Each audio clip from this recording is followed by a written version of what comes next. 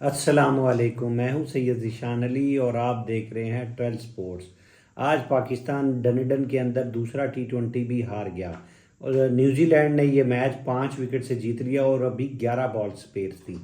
आज इस मैच के अंदर पहले हम कुछ बातें पॉजिटिव कर लेते हैं जो आज के मैच के अंदर पॉजिटिव चीज़ थी, क्योंकि बजाय तनकीद के बजाय हम कुछ चीज़ें सबसे पॉजिटिव चीज़ें पॉजिटिव आज के मैच के अंदर सबसे ज़्यादा पॉजिटिव ये थी सलमान अली आगा, जिन्होंने पिछले 7 मैच के अंदर तकरीबन कोई 68 स्कोर बनाए थे और उनकी कोई 12 की एवरेज थी। उन्होंने आज जो थे वो 46 स्कोर किए और 46 स्कोर के अंदर उनके 4 चौके और 3 छक्के थे और 164 का स्ट्राइक रेट था।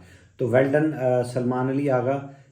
सलमान अली आगा अगर ये पे ऑफ करते हैं तो सलमान अली आगा का सबसे बड़ा एडवांटेज ये है कि वो साथ स्पिन बॉलिंग भी कर लेते हैं।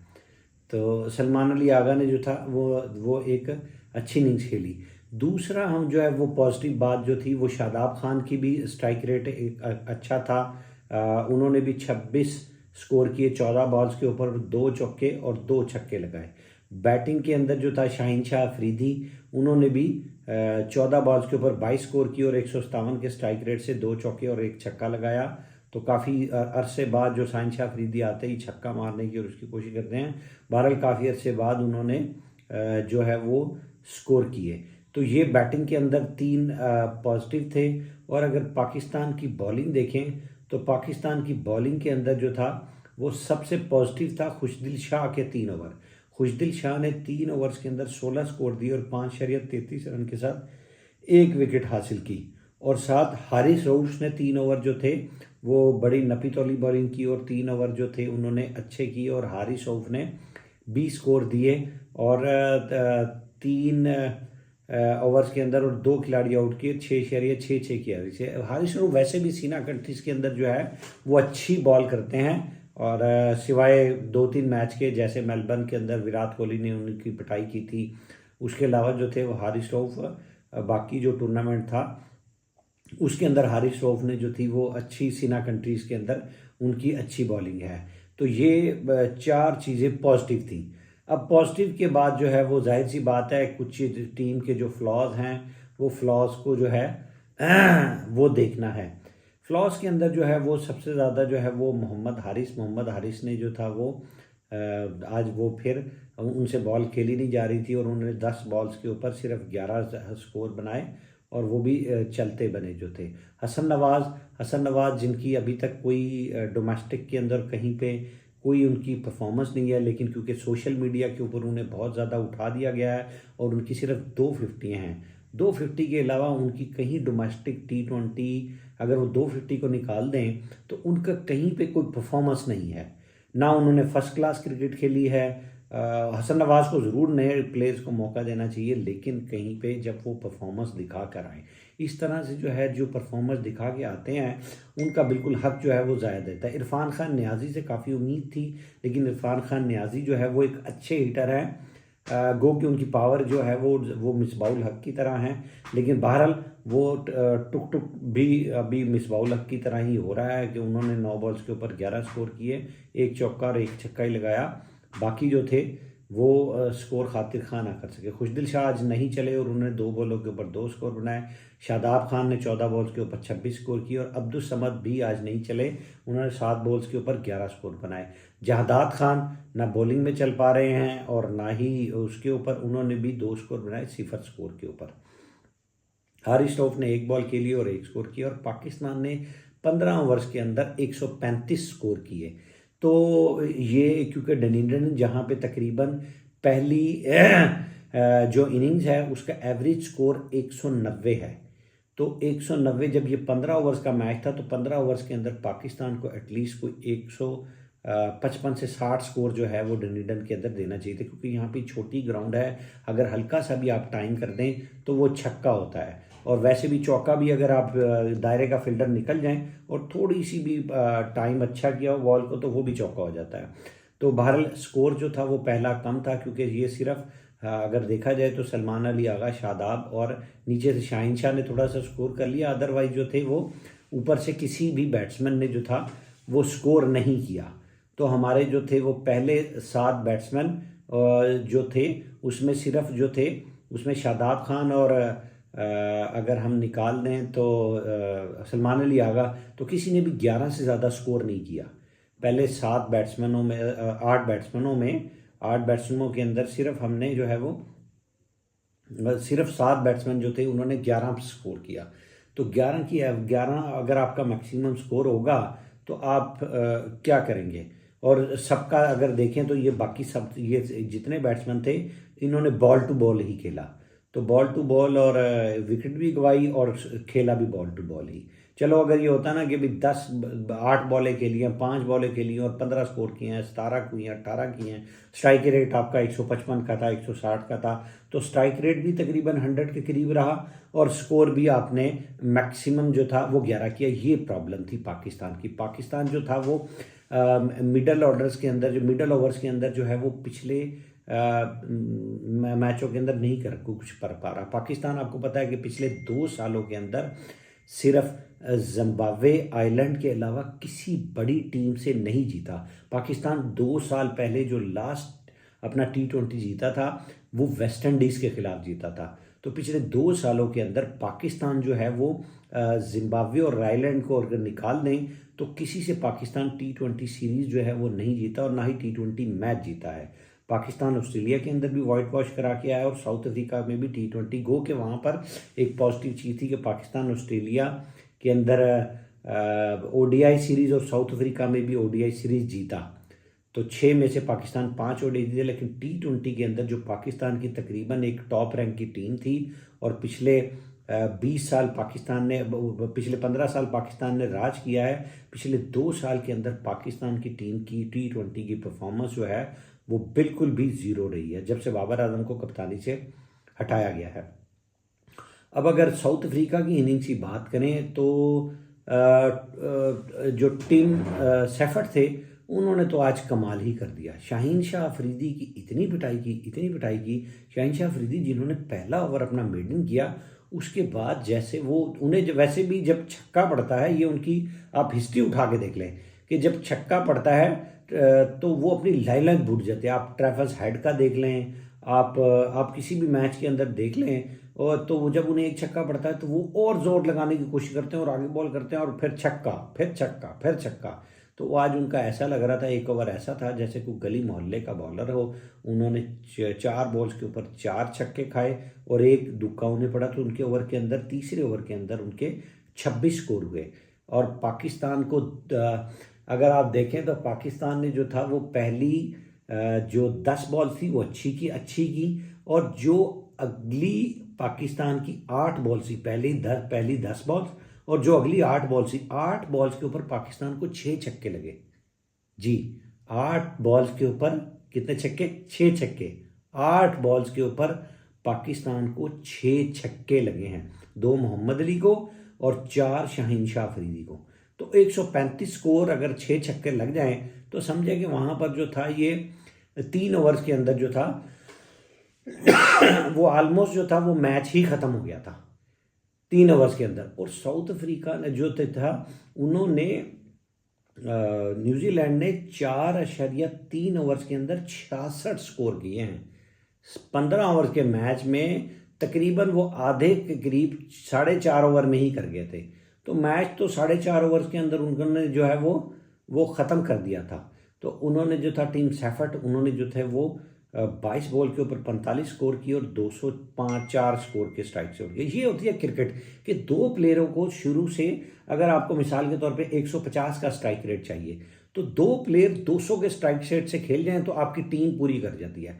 लेकिन हम जो है वो बाबर आजम के स्ट्राइक रेट के ऊपर बहुत ज़्यादा तनकीद करते हैं और बाबर आजम को हमने एक वो तुर बनाया हुआ है। तो बाबर आजम जो कि 122-23 के स्ट्राइक से खेलते हैं उन्होंने इनिंग्स बनानी है और बाकी जो खिलाड़ी हैं अगर वो 175-70 और 200 के स्ट्राइक रेट से 25 से 30 स्कोर भी करते रहें, ऑन एवरेज जो है 25 से 30 स्कोर करते रहें, कोई 40 कर जाए, कोई 20 कर जाए, कोई 15, तो एवरेज 25 से 30 स्कोर कर जाए तो पाकिस्तान जो है वो एक अच्छा टारगेट दे। लेकिन पाकिस्तान जो है वो सिर्फ और सिर्फ बाबर आजम के पड़ा रहता पीछे ही पड़ा रहता है। हाँ, रिजवान जो थे वो रिजवान की कारकर्दगी और रिजवान का स्ट्राइक रेट जो था वो रिजवान का अच्छा नहीं है बिल्कुल। रिजवान ने अच्छे स्ट्राइक रेट से नहीं खेला जो है वो। तो बहरहाल जो था लेकिन आपने बाबर आजम और रिजवान की कारकर्दगी के बगैर पाकिस्तानी टीम का हाल देख लिया। लेकिन हम फिर हमारी अभी भी दुआ है कि पाकिस्तान के नए लड़के जो है वो अच्छा करें और कम से कम हम अपने पूरी टीम बदली है। ये हम तकरीबन इसके अंदर 10 खिलाड़ी 9 खिलाड़ी नए हैं, 2-3 को हमने दोबारा से मौका दिया है।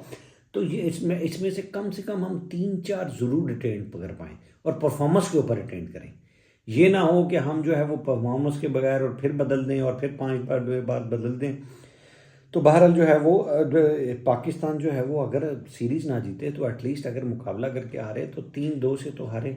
ये ना हो कि वो वाइट वॉश ही और नए के चक्कर में और नए के चक्कर में। लेकिन पाकिस्तान जो था वो हम स्टेटमेंट जब जा रहे थे तो यही स्टेटमेंट हर तरफ से थी कि अग्रेसिव बैटिंग होगी, अग्रेसिव खेलेंगे, अग्रेसिव खेलेंगे। ये अग्रेसिव है। ये आपके हैं कि पहले 9 खिलाड़ियों में से 7 खिलाड़ी ऐसे हैं जिनका हाईएस्ट स्कोर 11 है और पिछले वनडे के अंदर पूरी टीम के अंदर जो 8 खिलाड़ी थे वो 0 के ऊपर आउट हुए। तो ये अग्रेसिव क्रिकेट खेल रहे हैं, ये अग्रेसिव है। एग्रेसिव का मतलब ये है कि हारिस रऊफ में है तो हर बॉल के ऊपर बल्ला घुमा रहे हैं, बल्ला हवा में घुमा रहे हैं।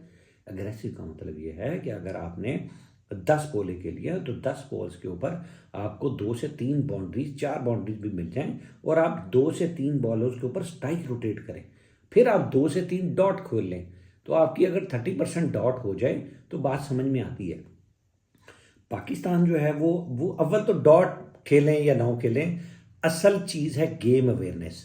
गेम अवेयरनेस कैसे है कि गेम अवेयरनेस ये है कि आपने यहाँ पर पहली इनिंग्स खेले हैं तो आपने टारगेट कितना देना है। तो टारगेट अगर आपने 200 का स्ट्राइक रेट 200 का टारगेट किया है तो 200 का मतलब यह है कि आपको फी ओवर 10 स्कोर करने हैं। अब 10 के अंदर का मतलब यह है कि कुछ आपके बैट्समैन ऐसे होंगे जो 200 के स्ट्राइक रेट से खेलेंगे, ये उनका टारगेट है। अब वो डॉट खेलें, चौका मारे, छक्का मारे, उनको टारगेट देना चाहिए कि आपने अगर 15 बॉलें खेली हैं तो आपने 30 स्कोर करना है, आपने 20 बॉलें खेली हैं तो आपने 40 स्कोर करना है। आपके पास सेट होने के लिए 2 से 3 बॉल्स का टाइम है, इससे ज़्यादा आपके पास टाइम नहीं है। किसी के पास 3 से 4 का होगा। ये नहीं है कि सेट होने के लिए T20 के अंदर 15-15 बॉल ले जाएं, 10-10 बॉल ले जाएं, 25 बॉलें खेलें और 10 स्कोर करें, 5 स्कोर करें। इतना लंबा T20 के अंदर टाइम नहीं है। हाँ, गेम आप अब आपने 10 बॉलें खेली हैं, आप 2 से 3 अगर बाउंड्रियाँ लगा लेते हैं और आप 2 से 3 बॉल के ऊपर स्ट्राइक रोटेट कर लेते हैं तो आपका स्कोर जो है वो एक अच्छा स्कोर हो जाता है। तो पाकिस्तान जो है वो गेम अवेयरनेस। और दूसरी बात ये कि अगर चेज़ करने जा रहे हैं, फॉर एग्जांपल आप इनको देख लें, न्यूजीलैंड को, इन्होंने 10 की एवरेज से चेज़ करना था, ठीक है। तो 10 की एवरेज से चेज़ करना था तो इन्होंने क्या किया, फी ओवर 10 की, फी ओवर 12 की स्ट्राइक रेट, 13 की स्ट्राइक रेट, 14 की स्ट्राइक रेट से खेले वो। उन्होंने पहले 4.5 ओवर के अंदर तकरीबन 14 के स्ट्राइक रेट से खेले, 14 रन फी ओवर, 10 की थी। बाकी आपका रिक्वायर्ड आपके ऊपर से प्रेशर ही खत्म हो जाता है। आपको 3 से 4 ओवर जैसे मिल जाएं तो आपके ऊपर प्रेशर खत्म हो जाता है। उनकी ऊपर नीचे जो थी वो विकेटें गिरी, 66 के ऊपर पहला आउट हुआ, फिर उसके बाद 87 और 91 और 97, यानी जो था वो तकरीबन 20 स्कोर के अंदर उनके 3 खिलाड़ी आउट हो गए। लेकिन क्योंकि पहले 4.5 ओवर के अंदर इतना स्कोर अच्छा हो गया हुआ था तो वो उन्होंने अफोर्ड कर लिया।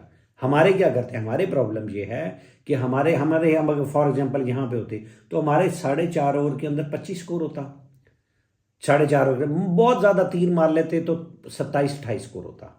अब हमारी जब 3 विकेटें गिरती तो अगले 3 ओवर के अंदर हमने 10 स्कोर करना था, यानी अगर हमारा 30 स्कोर भी होता तो हमारे 6 ओवर के अंदर 40 स्कोर बहुत ज़्यादा तीर मार के होते, ठीक है, 15 ओवर के मैच के अंदर। और देखा जाए तो हमारा तकरीबन ऐसा ही था, हमने जो था वो तकरीबन 6.4 ओवर के अंदर 52 स्कोर बनाया और 7 ओवर्स के अंदर हमने 52 स्कोर किए।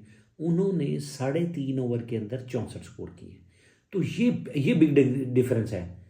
3.5 के अंदर 14 की एवरेज से खेले और हम जो थे वो हमने 7 ओवर्स के अंदर 52 स्कोर किए, ठीक है। हमने 8 की एवरेज से भी नहीं खेला, वो 14 की एवरेज से खेले। तो उन्होंने बाकी मैच को अपने आसान बना लिया।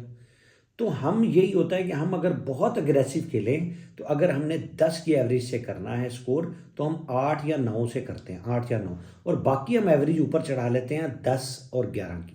मॉडर्न डे क्रिकेट ये है कि आपको 10 की एवरेज चाहिए तो आप 12 की एवरेज से खेलें, आप 11 की एवरेज से खेलें। रिक्वायर्ड आपका जो है वो आने वाले वक्तों में थोड़ा कम होना चाहिए। ये मॉडर्न डे क्रिकेट है। अगर आपने 150 भी चेंज करना है, अगर आपने 160 भी चेंज करना है 8 की एवरेज से, तो शुरू के अंदर आप 10 की एवरेज से खेलें पहले 6 ओवर के अंदर। आप रोहित शर्मा को देखें, अब पाकिस्तान के खिलाफ जो था वो 242 स्कोर करना था तो वो 5 की एवरेज चाहिए थी। रोहित शर्मा 15 बॉलों के ऊपर 20 स्कोर करके गया है, लेकिन उसका स्ट्राइक रेट जो था वो यानी 80 का स्ट्राइक रेट रिक्वायर्ड था, उसका स्ट्राइक रेट जो था वो 125 का था। तो बात यह है कि शुरू की इनिंग्स इतनी होती है कि बाकी आपको आसान हो जाती है, और वही हुआ। पाकिस्तान जो था वो 7.5 ओवर पहले मैच हार गया, और ये एशियन विकेट्स के ऊपर हमारे जो ये बॉलर हैं हारिस रऊफ और शाहिनशाह अफरीदी, और ये आप देख लें इनकी जो है वो 8 से 9 के दरमियान में एवरेज है, और इवन सीना के अंदर भी इनकी 8 से 9, सिवाय ये 2 सीरीज जो वनडे की गुजरी है तो यहाँ पर जो है वो 8 से 9। तो बहरहाल पाकिस्तान की जो थी वो बहुत ही पुअर तो नहीं थी, थोड़ी सी कदरे बेहतर थी पिछले मैच की निस्बत। पाकिस्तान ने एक थोड़ा सा टोटल अच्छा दिया था, लेकिन जो शाहिनशाह अफरीदी और इनको जो 8 बॉल के ऊपर 6 छक्के लगे हैं, उन्होंने मैच ही शुरू में ख़त्म कर दिया। यानी मैच का कहीं पे बनने के लिए मैच आया ही नहीं। आपका मैच 3 ओवर के अंदर ख़त्म हो गया था। 3 ओवर के अंदर आपको पहली 18 बॉल्स के ऊपर आपको 6 छक्के लग गए थे। तो 6 छक्के 18 बॉल्स के ऊपर आपको लग गए हों, तो बाकी आपने 137 का आपने डिफेंस करना हो, तो फिर आप क्या करेंगे।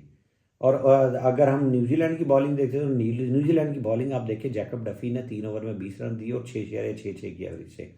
ठीक है, फॉल्क्स ने ज़्यादा किया, 10 की एवरेज से दिया, लेकिन जो था बेन सीरिस उन्होंने भी 3 ओवर के अंदर 23 स्कोर दिए और 7.66 जो था। जेम निशन ने उन्होंने 3 ओवर में 26 और 8.66, और इयन सूदी ने भी 2 ओवर में 17 और 8.4। तो उनके सिर्फ 4 ओवर ऐसे हुए जो अच्छे नहीं थे, लेकिन बाकी बॉलरों ने कसर पूरी कर दी। और हमारे सिर्फ जो था वो सिर्फ एक जो थे बॉलर, और एक ने तो शाहिनशाह अफरीदी ने तो 26 स्कोर ही खा लिया ना। जब 1 ओवर के अंदर 26 स्कोर खा लिया, चलो उनका एक मेडन भी डाल लें तो 13 की एवरेज फिर भी है। 10 की रिक्वायर्ड थी। आपका मेन बॉलर ने जो रिक्वायर्ड रन रेट है उससे 2 ओवर के अंदर 6 स्कोर ज़्यादा खाए, तो 6 स्कोर बड़ा एक इम्पैक्ट पैदा करते हैं इतने लो स्कोरिंग मैच के अंदर। ठीक है, और फिर जो है वो जादाद खान, उन्होंने 1 ओवर के अंदर जो थे वो 17 स्कोर खा लिए। तो जादाद खान को भी जो है वो एक मतलब अच्छा जो है वो स्कोर पड़ा। तो उसके बाद अगर हम देखें, जादाद खान के बाद एक हारिस रऊफ अच्छे थे। जादाद खान ने 1.1 ओवर के अंदर 23 स्कोर खाए, यानी 19.71 की एवरेज से, तकरीबन 20। और शादाब खान को भी 1 ही ओवर कराया गया और 10 स्कोर उसके अंदर खा लिए उन्होंने जो थे वो। तो मोहम्मद अली ने भी 2 ओवर के अंदर 34-17 की एवरेज से। तो अगर आप 3 बॉलर देखें आपके जो है वो जादाद खान, शाहिनशाह अफरीदी और मोहम्मद अली, तो इन्होंने जो थे वो दोनों ने 6 ओवर किए, और 6 ओवर के अंदर इन्होंने तकरीबन जो है वो 74 स्कोर खाए। 137 आपने 15 ओवर के डिफेंड करना है, और आपके 3 मेन बॉलर जो है वो 74 रन अगर उन्हें पड़ जाएं 6 ओवर्स के अंदर, तो मैच तो ख़त्म हो गया ना। बहरहाल मैच तो शाहिनशाह अफरीदी और मोहम्मद अली की 8 बॉल्स के ऊपर ही ख़त्म हो गया था। तो बाकी तो जो था सिर्फ उनकी समझदारी से खेलना था उन्होंने। बहरहाल हम उम्मीद करते हैं 3 ओडीआई हैं, 3 T20 हैं। अब पाकिस्तान ने एक जो एक्सपेरिमेंट किया है इसकी बहुत ज़्यादा कॉस्ट तो पे कर रहा है। पाकिस्तान कोशिश से दुआ है कि पाकिस्तान इस टीम से कोई 3 से 4 प्लेयर निकला है। इजाज़त दीजिए।